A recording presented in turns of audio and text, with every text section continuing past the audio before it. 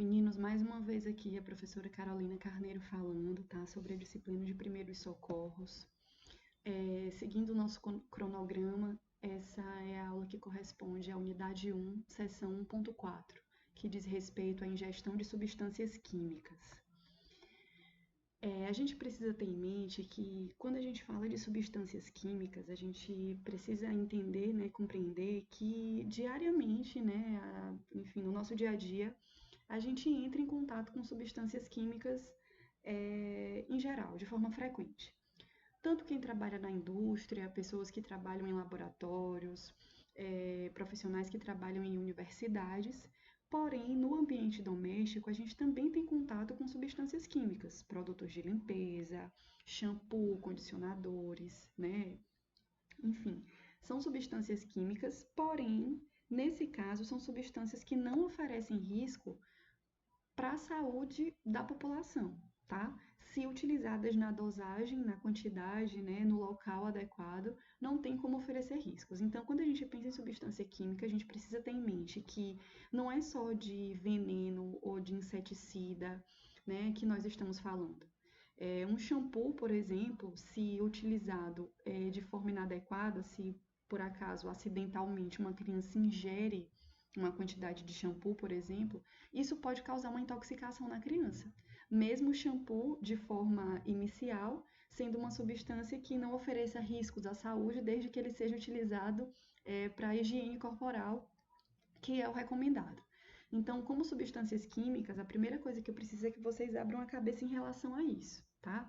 Existem vários compostos químicos que nós utilizamos no nosso dia a dia, que não são considerados venenos, inseticidas, mas que, se administrados de forma inadequada, pode se tornar uma substância perigosa à saúde, tá? Quando a gente fala da intoxicação por substâncias químicas, a gente precisa ter, né, em mente que essa intoxicação ela acontece de forma mais importante através de três vias. São três vias de intoxicação por substâncias químicas. A primeira delas é através do contato, onde a gente tem contato na pele, né, sob a superfície da nossa pele, dos olhos, tá? Com as substâncias químicas. Então, um material corrosivo, por exemplo, uma soda cáustica, alguma substância assim, pode causar intoxicação a uma pessoa se essa substância entra em contato direto com a pele dessa pessoa. A intoxicação ela pode ocorrer por via de inalação. Então, se alguma substância nociva, né, muito forte, entra em contato com as vias aéreas das pessoas, né, da população em geral, isso pode causar algum tipo de intoxicação também, e através do trato digestório.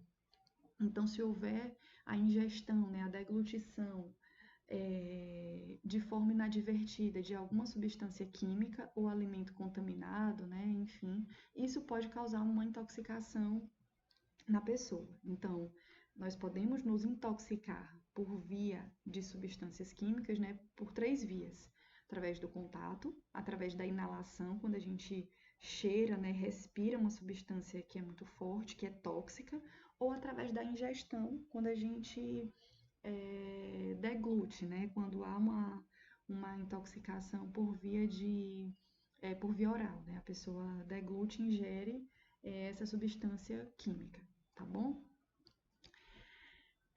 Qualquer substância química, ela pode causar prejuízos para a saúde, ela pode causar intoxicação no corpo humano, né? Essa intoxicação, ela pode ser aguda, se no momento da intoxicação, imediatamente após, a pessoa que se intoxicou, ela começa a manifestar sintomas em decorrência, né, do contato com a substância química. Ela pode ser crônica, quando as consequências desse contato com a substância química ela evolui ao longo do tempo, né, e traz consequências a longo prazo, por exemplo, uma intoxicação com produtos radioativos, né? Quem aí já assistiu aquela série Chernobyl, né, da HBO, que momento propaganda, né? Entende bem o que é isso. Então, os profissionais que tiveram contato com aquele material radioativo, inicialmente, se o contato era direto, eles apresentavam um sintoma agudo, que eram as queimaduras, e de forma crônica, alguns deles apresentavam queimaduras posteriores ou evoluíram com processo de câncer, tá? É mais ou menos isso. Em casos extremos, o contato com a substância química pode causar até o óbito, né? Nós sabemos que, infelizmente, né, algumas pessoas até fazem um atentado contra a própria vida, né? Tentam suicídio aí através da ingestão de substâncias químicas. É muito triste, mas é uma realidade, tá? Então, a gente precisa ter cuidado. E quando a gente fala dos cuidados em relação a acidentes, sobretudo com crianças e animais domésticos, tá? Gente, material de limpeza não tem que ser guardado em armários baixos. Ele precisa ser guardado em armários altos, tá? Crianças e animais domésticos são população aí recorde de intoxicação por substância química através da ingestão, tá bom? Como eu falei, a absorção, né, desses produtos químicos pelo corpo, pelo organismo humano, ele pode acontecer de forma imediata ou de forma gradual, tá? Dependendo do tempo e da intensidade do contato do corpo da pessoa com a substância que causa intoxicação. O exemplo que eu trouxe para vocês é o exemplo da intoxicação por ácido sulfúrico, por exemplo, tá? Esse ácido, ele é utilizado na indústria de forma ampla, tanto na produção de fertilizantes, na produção de papel, alguns medicamentos, tintas, né? Inseticidas, explosivos, enfim, ele é um ácido amplamente utilizado na indústria, ele tem a função de bem entre aspas assim, gente, ele é um solvente de carboidrato, ele é um solvente da cadeia do carboidrato, então ele é muito utilizado na indústria em geral, tá? Na indústria petroquímica, né, para refinar petróleo. Ele é, ele é um dos componentes, né, da bateria dos automóveis aí, dos veículos automotivos, tá certo? E após, né, um acidente com ácido sulfúrico ou com qualquer outro tipo de substância química, gente, a primeira coisa que a gente deve observar são as medidas de segurança necessárias, tá? Tanto para a vítima quanto para o socorrista. Então, mais uma vez, gente, todas as vezes que a gente fala de primeiros socorros ou atendimento pré-hospitalar, nós não estamos falando de medidas heróicas. Nenhum profissional deve colocar em risco a sua saúde em detrimento da segurança de outra pessoa. Primeiro, nós nos resguardamos, né?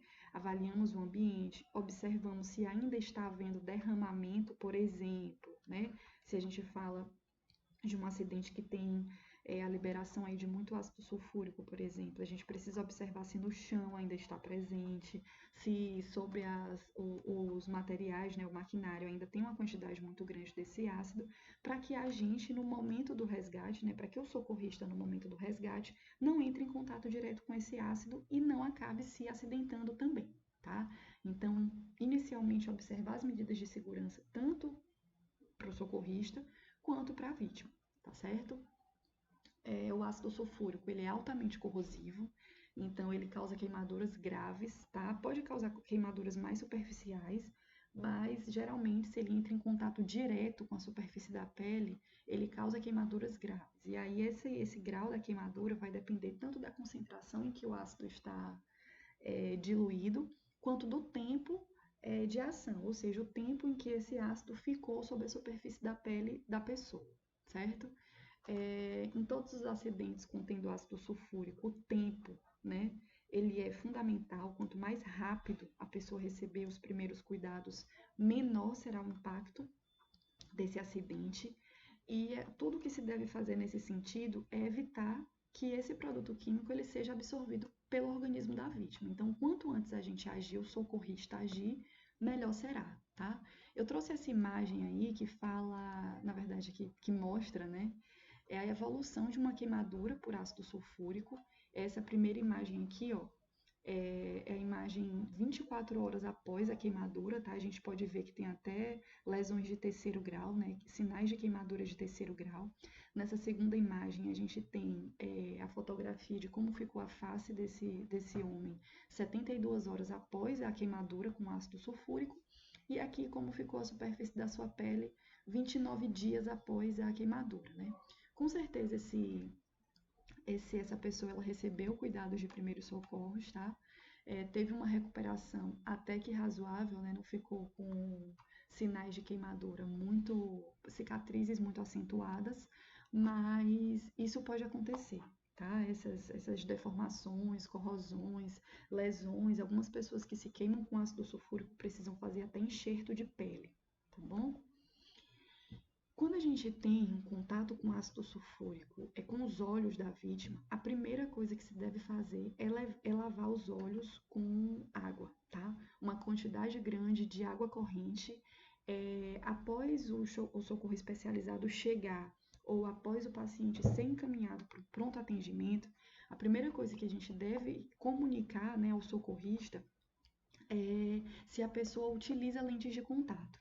Então, se o paciente faz uso de lentes de contato e ele entra em contato direto, né, o ácido sulfúrico com seus olhos, essa lente de contato ela precisa ser retirada, mas pelo socorrista, com auxílio médico, tá? A gente não deve realizar essa retirada como medida de primeiros socorros. Primeiros socorros em relação a um acidente com ácido sulfúrico nos olhos, né, da vítima, é lavar imediatamente os olhos com água corrente, em abundância, muita água, tá? E chamar o socorro especializado. Se esse ácido sulfúrico ele entra em contato com a pele da vítima, a primeira coisa também está relacionada com a retirada, né, do excesso desse ácido sulfúrico com água, tá? Então a gente coloca imediatamente a pessoa embaixo de um jato de água corrente, com roupa e tudo, tá? E chama o serviço de emergência, claro. As roupas da pessoa e os calçados, eles devem ser retirados embaixo desse chuveiro, né? Se houver, então embaixo desse fluxo de água, a gente não deve retirar as roupas da vítima. E assim, as roupas, se elas estiverem encharcadas de ácido, né? Então, se a roupa está com ácido, o calçado está com ácido, corre com a pessoa para debaixo de um chuveiro, né? De uma fonte de água corrente e retira as roupas e o calçado da pessoa embaixo do jato de água, tá? A gente pode realizar a lavagem das áreas afetadas, né, da área que entrou em contato com ácido sulfúrico, com água e sabão, tá? Lembrando, água e sabão se a pessoa tiver contato com ácido na superfície da pele. Se o contato do ácido foi com os olhos, nos olhos a gente não coloca sabão, a gente coloca só a água, tá? Água corrente. E a pessoa, né, já voltando mais uma vez para a situação onde o ácido sulfúrico entrou em contato com a pele, o socorro deve ser chamado e a pessoa, o acidentado, ele deve ficar embaixo dessa água, né, do chuveiro, até o socorro chegar, tá bom? O mais importante é retirar o excesso do ácido da superfície do corpo da pessoa o mais rápido possível, tá certo? Quando a gente fala de acidente com ácido sulfúrico, eu trouxe essa fotografia aí para vocês terem uma noção, tá? Aparentemente, é uma imagem da internet, né? Então, foi uma queimadura com ácido sulfúrico, porém, aparentemente, esse paciente ele já realizou, né, o implante, assim, entre aspas, de alguns enxertos de pele, tá bom? Para que essa cicatriz ela fique um pouco mais discreta, mas a recomendação em relação ao acidente imediato, né, em relação ao acidente, é sempre lavar a área com água, tá? No caso dessa fotografia aí, esse paciente ele ficou 3 dias internado no hospital, depois ele ficou 45 dias recebendo cuidados médicos em casa, ficou afastado 6 meses do ambiente de trabalho e evoluiu com grave cicatriz e graves problemas psicológicos. Né? Imagina que uma queimadura dessa extensão, dessa natureza, a pessoa, né, ela leva os impactos, as sequelas disso aí para o resto da vida, tá certo? Se o acidente com ácido sulfúrico for por via inalatória, né, se a vítima inalou, cheirou, né, pelas vias aéreas uma grande quantidade do ácido, a primeira coisa que deve ser feita é a remoção dessa vítima do local onde há uma alta concentração desse ácido, tentar manter a vítima deitada, tá? Numa posição de repouso. Se os primeiros socorros, se o atendimento pré-hospitalar tiver chegado e eles dispuserem de uma bala de oxigênio, né, um tonel de oxigênio, deve ser administrado oxigênio para o paciente, tá? Oxigênio inalatório, para auxiliar na respiração desse paciente.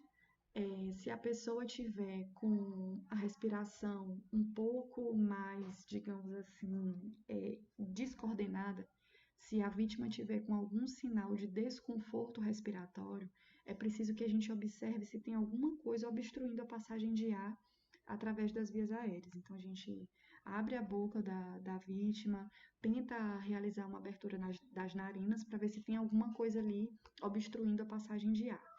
Caso a pessoa desmaie ou entre em PCR é parada cardiorrespiratória, as manobras de reanimação, de ressuscitação, elas devem ser aplicadas. Nós teremos várias aulas só a respeito de reanimação cardiorrespiratória, tá certo? E aí, no momento adequado, eu ensino para vocês como que a gente deve fazer, tá? Se o acidente com ácido sulfúrico foi por via digestória, se houve a ingestão, né, se a vítima ela deglutiu, bebeu, tá, uma certa quantidade de ácido sulfúrico e a pessoa está consciente, a primeira coisa que a gente deve fazer é lavar a boca da vítima e dar água para a pessoa beber. Nada de leite e, sobretudo, nada de induzir o vômito, tá? A gente não induz o vômito. Lava a água da pessoa e pede para que a pessoa beba água, fornece água para que a pessoa beba, tá certo? Porém, se o vômito ele ocorrer de forma espontânea, o vômito ele não deve ser provocado, né? Mas se ele acontecer, se a vítima, por ela mesma, começar, né, naquele processo de vômito, a gente deve manter a pessoa deitada em posição lateral, de preferência na posição lateral voltada para o lado esquerdo, né, com a cabeça apoiada, para que a gente evite que esse vômito ele seja broncoaspirado, né, para a gente evitar a, a, digamos assim, a inalação, né, a descida de substâncias de conteúdo gástrico para as vias aéreas inferiores, tá certo? Então, se a pessoa vomitar, deita a vítima, coloca em decúbito lateral esquerdo e liga para o socorro especializado, tá bom? As intoxicações, né, os acidentes com ácido sulfúrico, eles sempre são perigosos, independente da via em que a pessoa se intoxicou, seja ela oral, seja respiratória, seja o contato com a pele, tá? O serviço especializado, ele sempre deve ser chamado, o SAMU sempre deve ser acionado. Outra informação importante a respeito disso, e aqui é em relação a qualquer tipo de intoxicação, é que no momento da chegada do SAMU ou do encaminhamento do paciente para um pronto-socorro, o ideal é que se leve o rótulo, né, que se leve a embalagem da substância que provocou o acidente, para que quando essa vítima chegue ao pronto atendimento, os profissionais de saúde saibam exatamente o que foi que causou o acidente e dessa forma possa conduzir melhor o atendimento clínico dessa vítima, tá certo? Então eu sempre levo o rótulo ou levo o produto inteiro mesmo, tá? Levo o frasco, para que os profissionais de saúde lá, o médico, ele saiba exatamente qual que foi a concentração do ácido, né? Qual que é as propriedades químicas inerentes daquela substância, tá certo?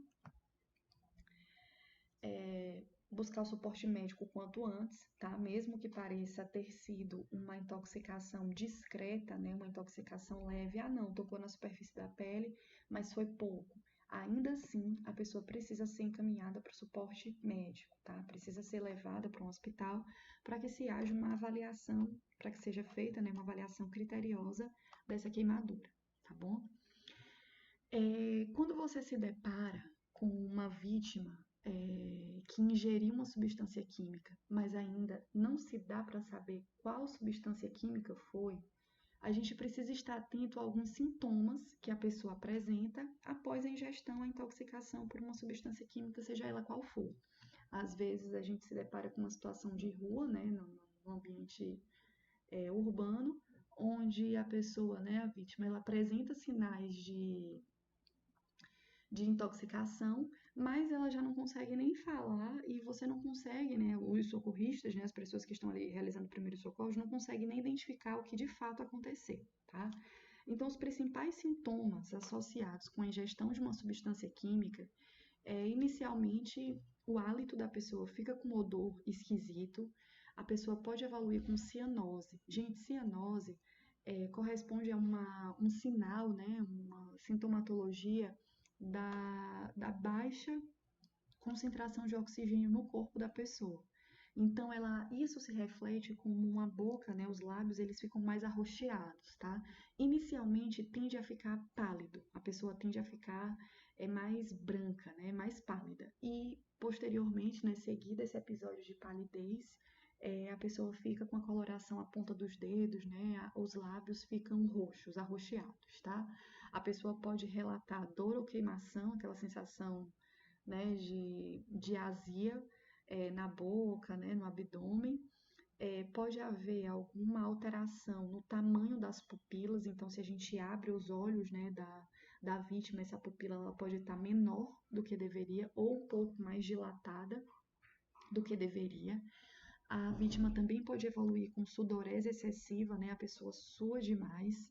Se a gente consegue fazer uma verificação do pulso, né? Que corresponde aí à frequência cardíaca da vítima, a gente observa que esse pulso ele pode estar mais acelerado ou menos acelerado.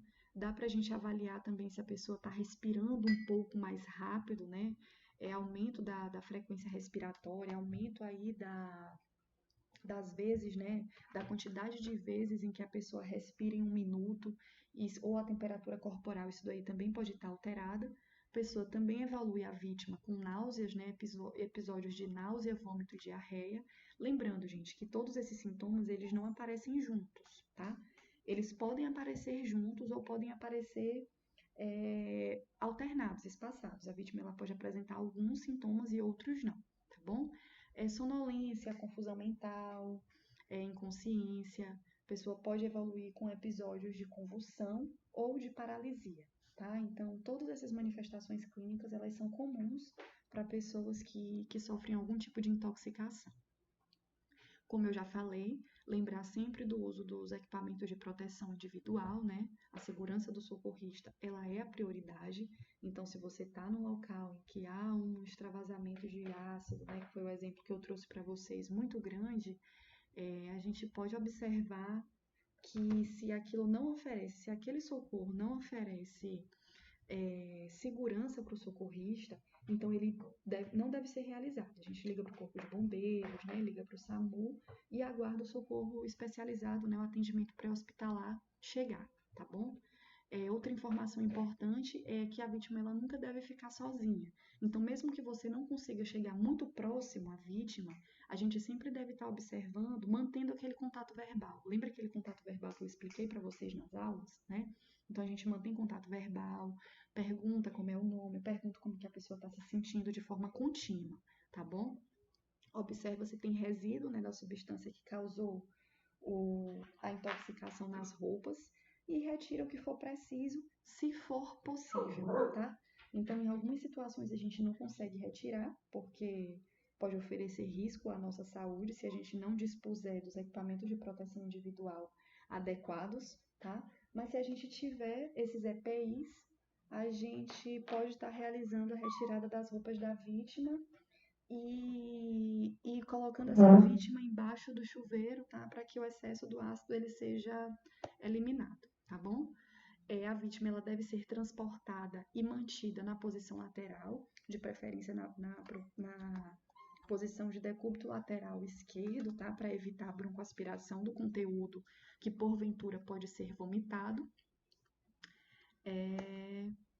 E é isso, gente. Mais uma vez, segue o meu contato, tá? Qualquer dúvida, qualquer problema, qualquer sugestão que vocês tiverem, qualquer aluno pode estar me escrevendo em qualquer um desses e-mails que eu respondo, tá certo? Beijo, gente. Obrigada.